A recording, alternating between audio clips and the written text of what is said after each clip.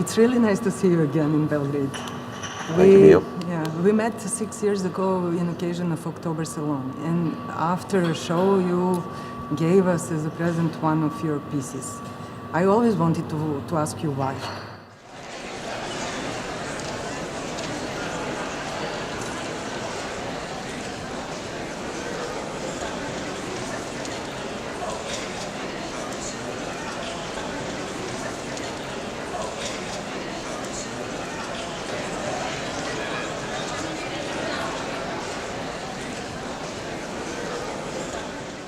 The double reasons.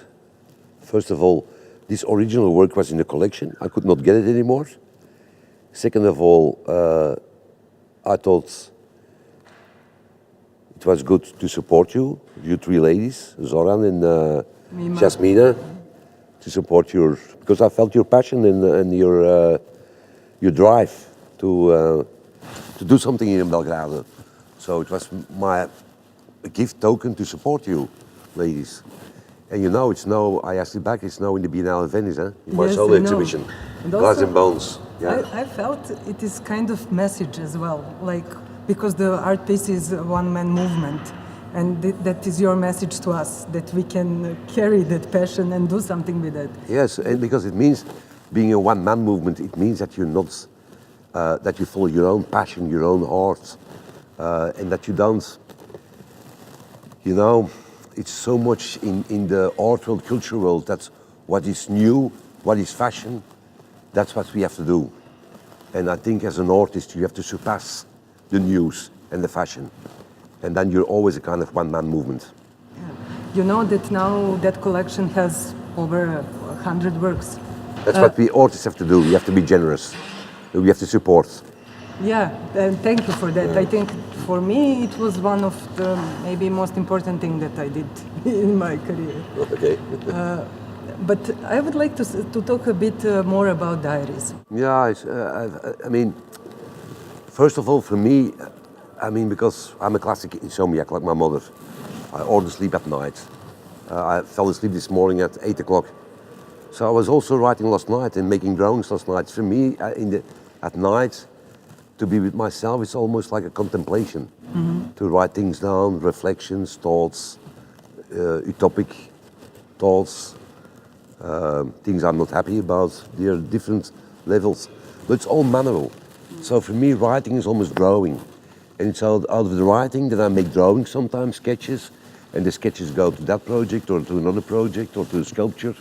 And out of the drawing, sometimes text comes. But and these did lines, you really knew from the beginning that you will publish those diaries? No. Three ladies around me who also read them and did censure. There's also censure. Really? all my sexual escapades with too much women, they censored, so that the diaries became much more focused on my work. Mm-hmm. On my reflection about what is visual art, what is being an artist, what is being an actor on stage or a dancer. So they became much more focused on that. And I must say, when I read myself over so many years, these two first volumes now, first of all, in the first volume you feel that I'm much more alone. Mm-hmm. And in the second volume you feel already I'm meeting a lot more people, very good artists, famous artists, encounters, more traveling around, going to other countries, doing press things. So that changed already in the second diary, I think. And also, to be honest, when I read these two diaries, some moments I don't recognize myself. It's somebody else. It's a young, very arrogant, pretentious artist who sometimes would kick his ass. But at the same time, probably because I was so arrogant and so radical as a young artist, that's the reason what I am today.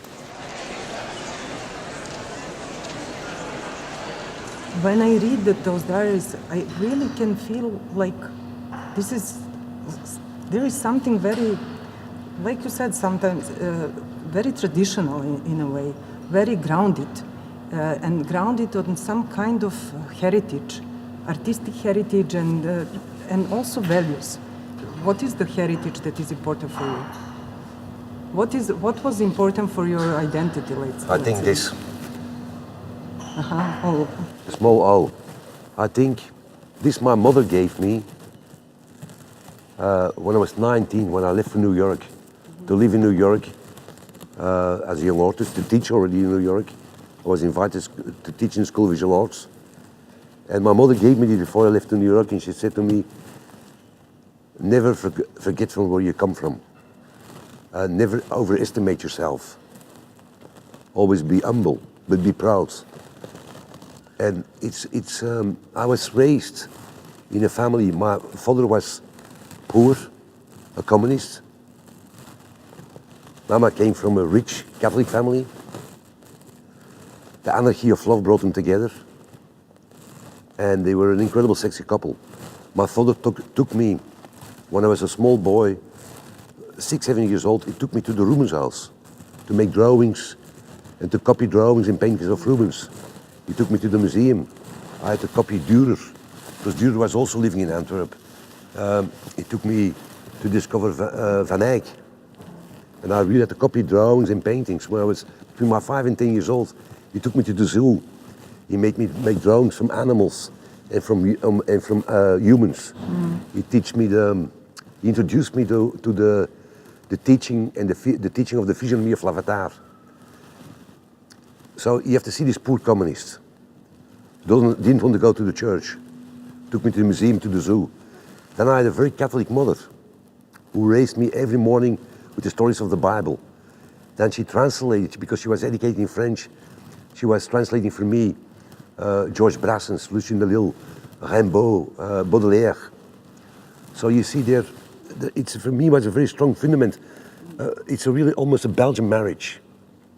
The very deep tradition of image and of painting, and then the language. And this consilience created me, defined me as an artist. Because when you look to Belgian art, it's always this incredible friction, dialogue and consilience between image and language. yeah. That's also connection with Hieronymus Bosch. Yes, yes. So through my father I got this deep heritage about my tradition, where I came from, you understand? And don't forget, we're the inventors of oil painting, the Flemish. I mean, you look, when you study, for example, because I studied very well in my youth and also when I became older. For example, 10 years ago when I was working in the Louvre, and you're confronted with real works of Hieronymus Bosch. For example, the Sheep of Fools is like this size, but you analyze this small work, and I did in my youth, my father, but then so many years later, when I became a little bit older and I was working in the Louvre, you're confronted with that painting. It's a genius painting, but also a very subversive painting, and full of imagination. Subversivity because he was a very important artist. He was a very powerful man in his days. He was with the church. He was attacking the church. He was attacking the power. He was very ironical, very subversive. So these elements are sometimes much more extreme and radical than a lot of contemporary art. But I'm educated, let's say it's in my genes, in my blood, this type of artist. And this was through my father. And I think that's the reason I believe very strongly in the idea that real avant-garde is rooted in tradition. The Hour of Blue is one of your first pieces and works, but you developed that idea, and you're still doing this. Metaphorically, I see it as something that could explain all your works.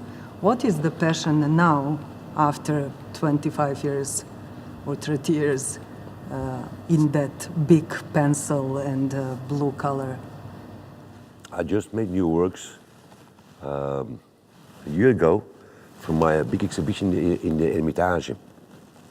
I did a big solo show in Lourdes. For that exhibition, I made again drawings inspired of Rubens paintings, by the way.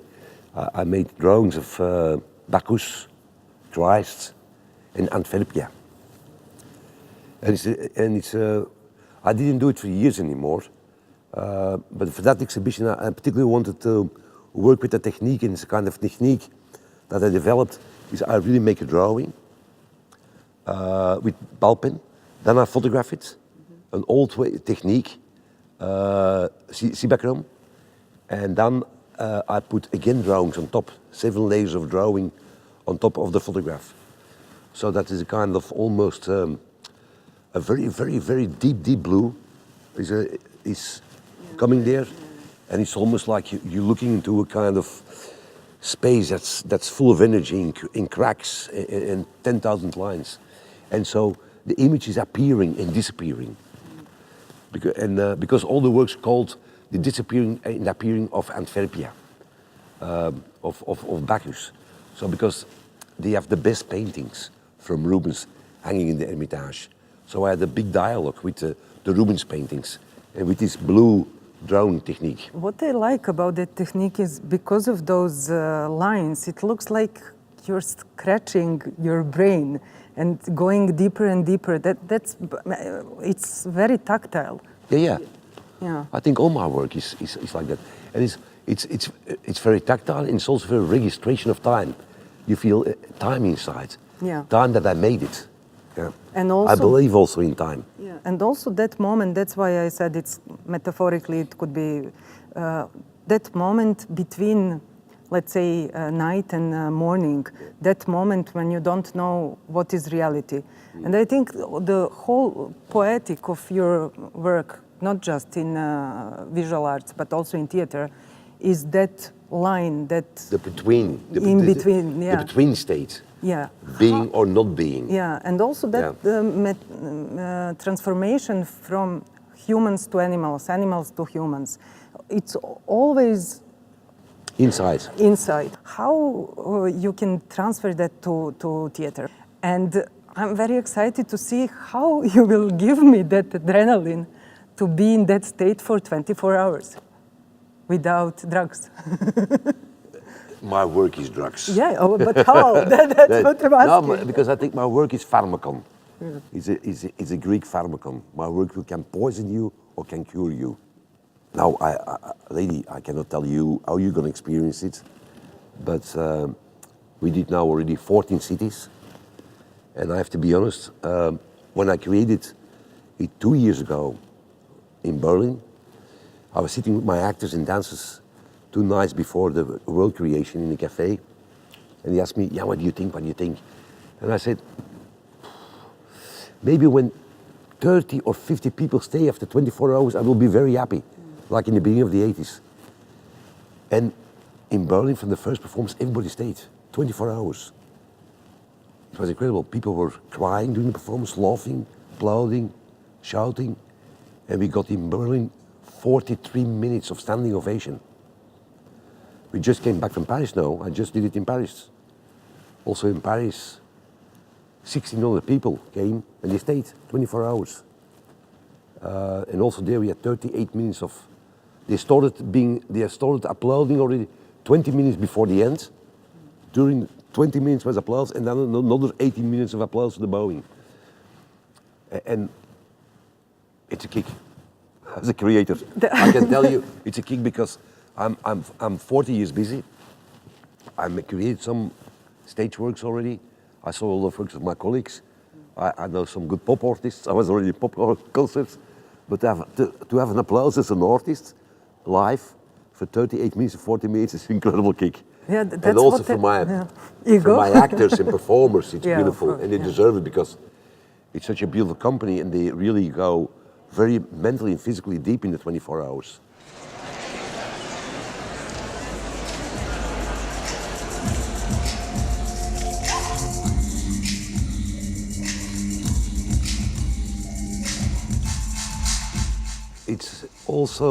It means also, I think, because I'm writing a lot about it now, of course, it's an ongoing research while we're performing about turning around the dictatorship from the moon to the sun and seeing how it contaminates your body and your mind and your thoughts and how you speak and how you react. Because it's a real deep connection between the text that I wrote about dreams, insomnia, not sleeping nightmares, and the Greek tragedies. They are 2 forgotten languages that I try to bring together. And you often say that... and what's very important that you feel, that I think, and I'm writing about it now also, that is a deep hunger in our society for the real, authentic emotion and real, authentic physicality. Because we're living, I mean, our society, we're in a tsunami of artificial intelligence. We're in a tsunami of communicating by virtual media. So there's a kind of lack from the physicality to smell each other, to see each other for real.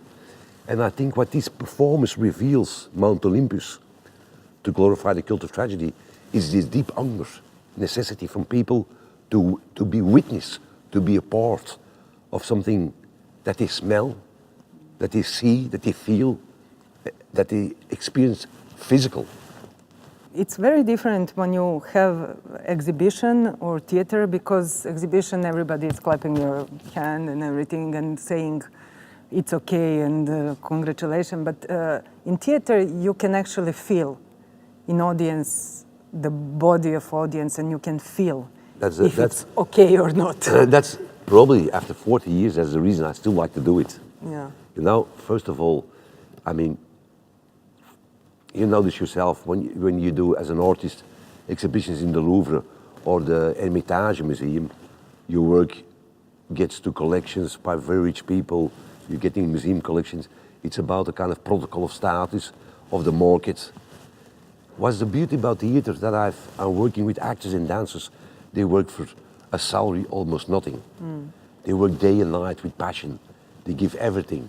And that's so beautiful about theater. That's the reason I still love theater. Because when you work with theater people, it's never about status, never about money, never about protocol, never about the market. It's really about their deep physical passion to be on stage.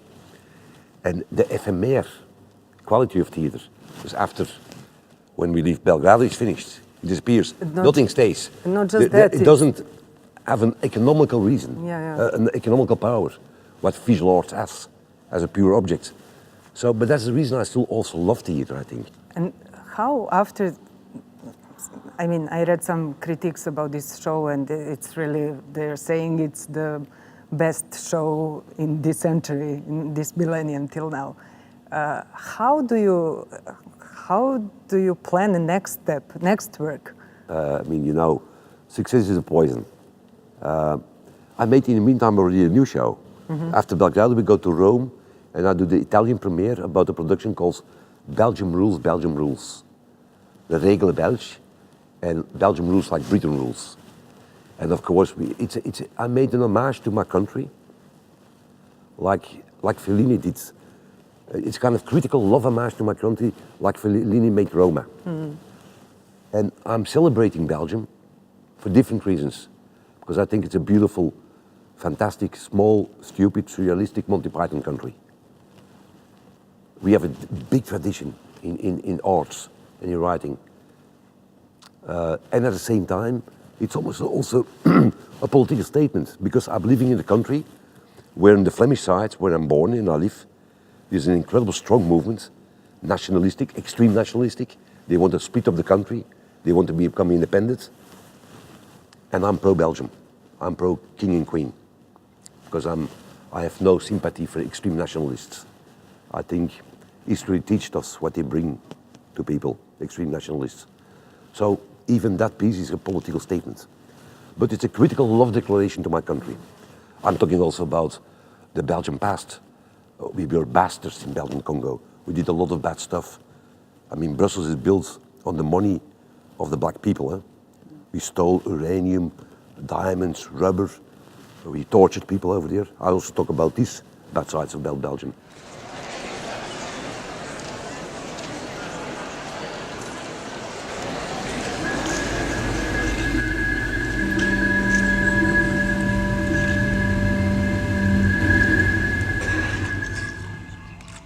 You mentioned now right wing and the whole situation in Europe, political situation. You had the problems with that society for animals, and at the same time Europeans building wires, not letting other people to enter Europe. How do you feel? Where is our responsibility as people, humans, so Europeans, artists? What we should do? What is the language that we could use to help to promote real values and democracy. Because I think that Mount Olympus and other European cities are actually extremely political. It's a scandal what's happening in Europe. It's a big scandal. For example, now it's happening in Hungary. It's when they close their borders for children and families who come from war zones. It's our humanistic duty, I think, as people to take care of these other people. And these people forget, we humans have always a very short memory. These people forget, the Hungarians, that in 1958, when the Russians came with the tanks inside, they came with 650,000 people to Belgium, Netherlands, France. We all accepted them. They're still living there. Yeah. And now they have to help some people from Syria and Iran, and they close their borders. It's a scandal. It's on a humanistic level that we are not capable, we Europeans, I think with 650 million people, that we cannot take care of 1 million people. It's a scandal. It's on a humanistic level scandal. On the base, I think that has to be the nature of humankind, of the nature of every human, but for surely of an artist, to defend the vulnerability of people. I think, and we all have to do this. We all have to take care of the vulnerability of the other one who is weak. At the same time, what I think also, and it's also happening in my country, this incredible, let us say, profit of extreme right, like in Belgium, Netherlands, France. It's also because I think that we do not listen to these people who are in problems. These people who vote extreme right, they're not always fascistic. They're not always Nazis. They're sometimes simple, not well-educated people. And we have to give them good education. Because when you give people good education, they have a memory, they understand. A lot of people forget today even that Adolf Hitler was chosen on the democratic way. So essentially we have to listen to these people who vote extreme right, and they're complaining, they're not satisfied for different reasons, and probably for some reasons they're right. So we have to listen, and we have to take care of these people. We have to educate them very good. And by taking care of them and educating them very good, they will vote also in a different way. You're always putting your face or yourself in the focus of your work, in the body of your work.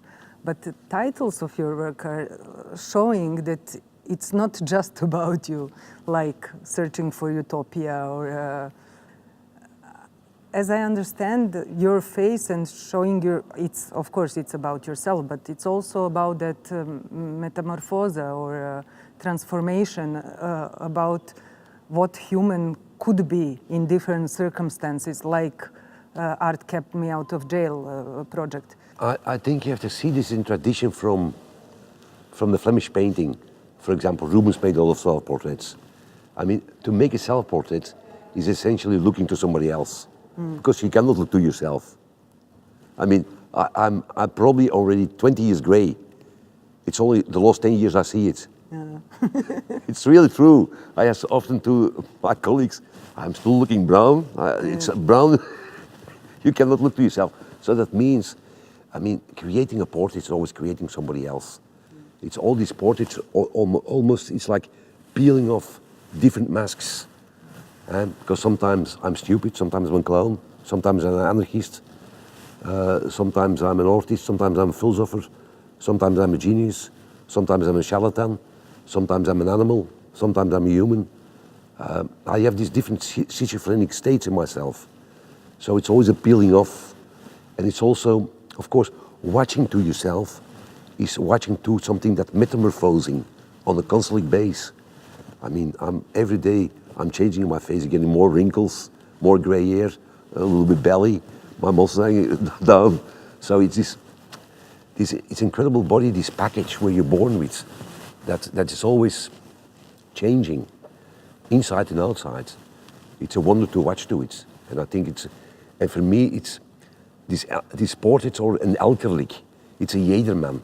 It's I am the other, you understand? And often in my sculptures, for example, the man is measuring the clouds, it's not my face, it's the face of my dead brother.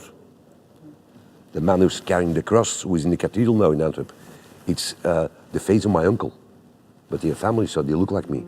So I often use family members. So I took sometimes pictures from my dead brother, made the pictures older, and of course he looks like me. For you, it's also the physicality of the body is very important. Do you see the body as an object of beauty or as something that could change and transform? And nobody is really satisfied with the way how we looks, and we always have some kind, because of the pressure of society. I believe in what I told you about my papa. When I was young, he made me hours, days in, day out, making drawings of animals and humans. So the idea of physiognomy of an animal, of a person, don't forget they're the bone structures who shape you. Mm-hmm. Who you are inside, these bones will shape this to the outside. So for me, the body was always a very important laboratory to research, a very important battlefield, a very important trap, because our body is also a trap. Essentially, I was always interested in this incredible, beautiful package, what's inside and outside. That's the reason I researched the blood, I researched the tears, sperm, I researched the skeleton, I researched the organs. That's the reason I slowly, the last 10 years, I came to the brain. I made a lot of research with scientists, the brain, have conversation about the brain of this theory incognita. So, yes, essentially my work on 40 years, the main subject and object is the research of the human body. In the philosophical sense, social sense, political sense. But yes, it's a weird society we're living in. Listen, you're a lady. We're living in the year 2017. Still today, this all worldwide, always, for the periods, they take blue ink and show it's good absorbing. So that means your menstruation, they look blue ink. It's very strange. That means we're living in a society that still thinks that menstruation, blood of women, is something negative and dirty. Yeah. And it's proven scientifically. It's very fertile when you put this blood in the ground. So it's also the media. Eh? It's the way the media has dealt, the promotion. They let us believe when you look to the street in the publicity that the body doesn't smell. We don't sweat anymore. Yeah. We have all these perfect bodies, doesn't smell and don't sweat. But that's our beauty, that's our vulnerability, that we sweat, we smell, we stink. Because we are these beautiful animals. But when you look to television or to media, we don't. So it's this manipulation to this ascetic body. Because we have to be clean, we have to be under control. You understand? It's like with lust. It's like with all these porno channels in the West and porno television stations. It's not about lust. It's not about sex. It's about controlling money. Yeah. And they take a lot of money from the poor people usually and the lonely people. Let's talk about sex. Why it's still taboo? Not for me. I know it's I not like for it. you, but I love it. But you said that to those three ladies, your assistants, they actually cut some pieces from your diaries. Yes, and I understand also a little bit. That's good for after my death, because some of these ladies are married, they have children, okay. So it's not so ethical nice. You understand? Okay. But also, when I read your diaries, it's always you said that one of the favorite exams that you give on auditions is striptease, and people usually don't understand that you want to see the movement and the passion, and they are sticking like you want to see them naked. Yes.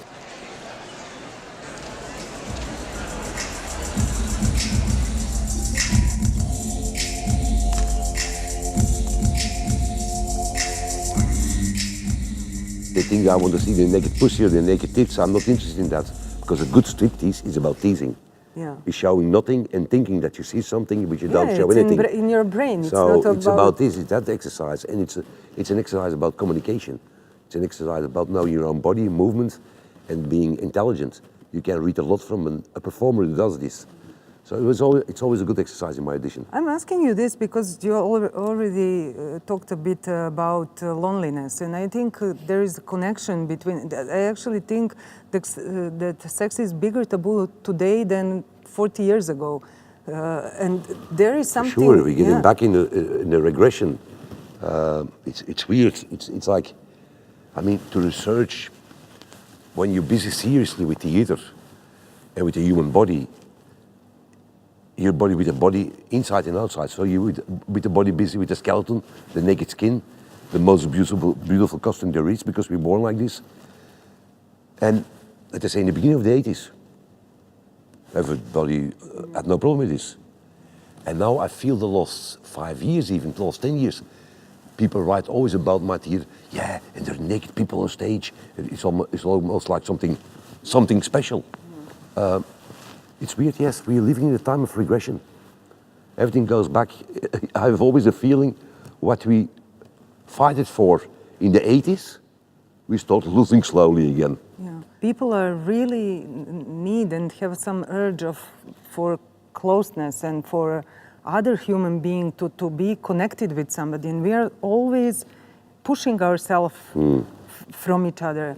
How, I mean, we have now immersive theater, we have different approaches and ways to feel without touching, without those space in between virtual reality and reality. And you succeeded that with, let's say, traditional media, with brain, I think. How, again? I mean, because it's a belief, it's a strong belief in the human body. It's a strong belief in the humankind. It's like we have all these movements about this tsunami of artificial intelligence, biomechanics. And you see in my work on purpose, you see it also in sculptures. I create sculptures, monks and angels, made from human bones and animal bones on the outside, having an outer skeleton. That means in my work, the basic ideas in my work that a belief in the material of our own body, that we will change and adapt and survive with the knowledge and the memory of our own body. Because this skin, this new skin that I create out of human bone, this outer skeleton, like a scarabæus has, is a kind of idea, an utopic idea of a human person in the future. Imagine you cannot be wounded anymore, you cannot be cut anymore. We go away from the stigmata of Christ. Because still in our Western thinking, we are living on the dictatorship of the stigmata of Christ. Who I adore the model of Christ because I'm pro-Christ, but to accept this model, you only can make a new model, you understand? And it's, imagine that we can go away from the stigmata. We are down on the brink of a new idea of philosophy, of feeling, of emotions. What is the biggest, the most important thing in life? What is the biggest value? I think the human being. I think, and that's also essentially, and I take this very seriously, my job as an artist is to defend the vulnerability and to glorify the vulnerability of the humankind. What is the freedom for you? I mean, it's very important, I think, for artists to be sovereign, to be independent, to not be connected with any political organization, to for sure that your work attracts itself away from every ideology. I think this is a very important part of freedom we have to work for. At the same time, freedom is also all in the mind, because